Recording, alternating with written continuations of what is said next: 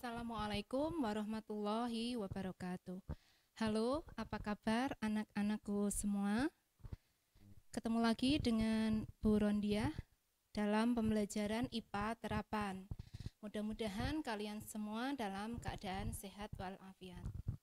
Sebelum kita mulai, kita awali dengan membaca basmalah bersama-sama. Bismillahirrahmanirrahim. Baik, semoga dengan bacaan itu kita diberikan kemudahan untuk mengikuti pembelajaran. Ibu akan menyampaikan satu kutipan yang menarik yang saya ambil dari sebuah film. Jangan biarkan siapapun mengatakan kau tidak bisa melakukan sesuatu. Kau bermimpi, maka kau harus menjaganya. Kalau menginginkan sesuatu, raihlah. Oleh Chris Gardner. Mudah-mudahan itu bisa memotivasi kalian semua ya. Apa saja yang akan kita pelajari untuk bab ini ya?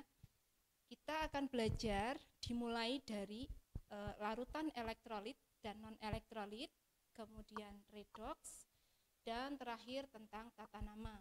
Rinciannya sebagai berikut. Yang pertama, kalian akan belajar tentang bagaimana cara membedakan larutan elektrolit kuat, elektrolit lemah, dan non-elektrolit. Untuk selanjutnya, apa alat yang dipakai atau bagaimana cara mengidentifikasikannya. Nah, alat yang dipakai seperti ini, seperti yang ditunjukkan pada gambar, terdiri dari lampu, sumber listrik, elektroda, dan larutan sampel. Bagaimana membedakannya? Yaitu dari nyala lampu yang dihasilkan. Pada gambar pertama, kalian lihat lampunya tidak menyala. Nah, ini berarti zat yang diuji bersifat non-elektrolit atau tidak dapat menghantarkan listrik. Kemudian gambar yang kedua, nyala lampunya redup. Ini berarti zat yang diuji bersifat elektrolit lemah. Gambar ketiga, nyala lampu sangat terang. Ini menunjukkan zat yang diuji adalah elektrolit kuat. Nah, mengapa demikian? Karena zat elektrolit kuat itu terurai menjadi ion-ion yang bergerak bebas. Ion-ion inilah yang menghantarkan arus listrik. Bisa dipahami ya? Berikutnya, seperti ini contoh alat uji sederhana. Kalian bisa membuatnya di rumah dengan bahan yang sangat minimalis. Bisa kalian pakai 2 baterai ukuran besar sebanyak 2 buah. Kemudian untuk elektrodenya bisa pakai batang karbon dari baterai bekas atau paku. Kemudian lampu bohlam yang kecil atau lampu LED yang ukuran 5 mm, kabel, lakban, kemudian larutan sampel yang sederhana, misalnya larutan garam dapur, larutan obat mah, atau larutan piksel. Dicoba di rumah ya, dibuat. Selanjutnya kita akan belajar tentang pH. Apa saja sih contoh larutan elektrolit yang lemah? Apa saja contoh larutan elektrolit yang kuat? Nah, ada kaitannya dengan skala pH anak-anak. Nah, apakah skala pH? Skala pH itu angka yang dijadikan ukuran untuk mengetahui derajat keasaman. Lihat skalanya ya, sudah dibuat dengan warna yang berwarna-warni. Dari angka 1 sampai angka 6 tertulis istilah acidic. Itu dalam bahasa Inggris. Dalam bahasa Indonesia artinya adalah bersifat asam. Kemudian netral itu angka pH-nya 7.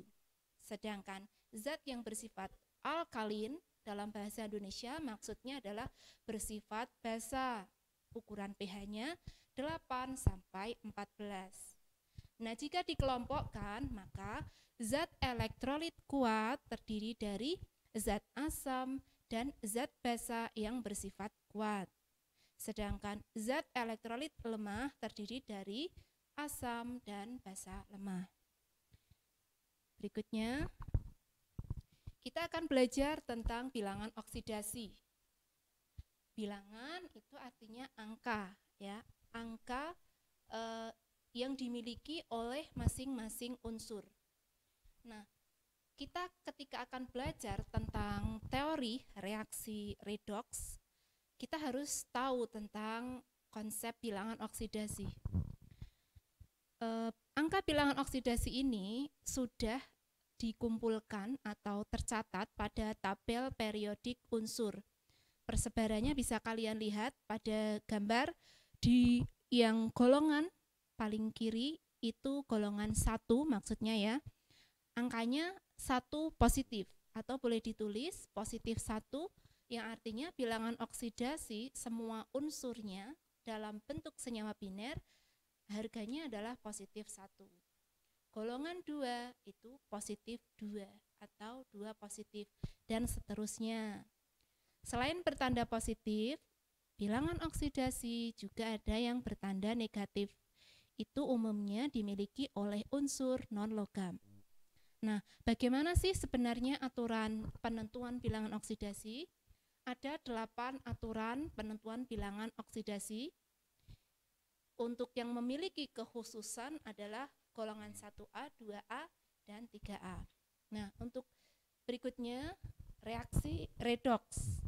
Redoks adalah singkatan dari reaksi reduksi dan oksidasi. Istilahnya dalam bahasa Inggris reduction and oxidation.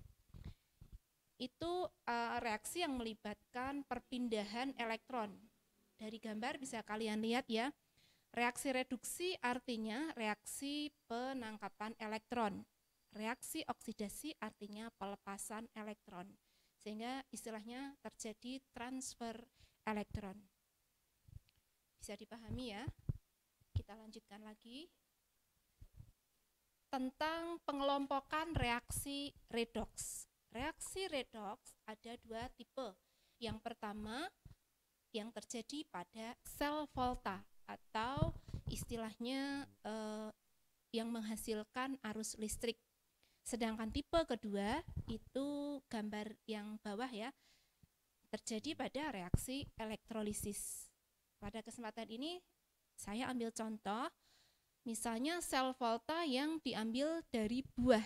Kalian bisa membuat praktikum di rumah dari bahan-bahan yang ada di sekitar kalian.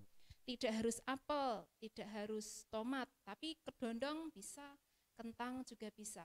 Jadi intinya zat-zat yang ada pada buah itu termasuk elektrolit meskipun sifatnya lemah dan itu bisa mengantarkan listrik. Kemudian redoks tipe kedua, contohnya pada elektrolisis. Ini pun juga bisa kalian praktekkan di rumah dengan bahan yang sederhana. 2 batang pensil, kemudian baterai, kemudian kabel. Nanti akan terjadi peruraian air menjadi gas hidrogen dan oksigen. Mudah ya. Nah, yang terakhir yaitu tentang tata nama senyawa. Pada contoh saya ambilkan dari produk-produk yang mungkin kalian sudah memakai tapi belum menyadari bahwa sebenarnya sudah belajar kimia dari produk itu.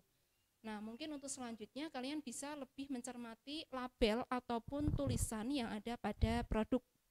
Produk pertama, saya sebut merek ya, Milanta misalnya. Nah, itu ada istilah magnesium hidroksida, aluminium hidroksida.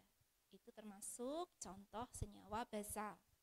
Berikutnya pada produk anti jamur. Mereknya Serap Air itu biasanya dipakai untuk mencegah timbulnya jamur pada pakaian yang disimpan di lemari. Ada senyawa namanya senyawa kalsium klorida.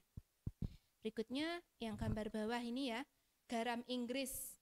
Garam Inggris itu istilah kimianya magnesium sulfat. Kemudian yang terakhir garam dapur, ada kalium iodida untuk membentuk garam beriodium.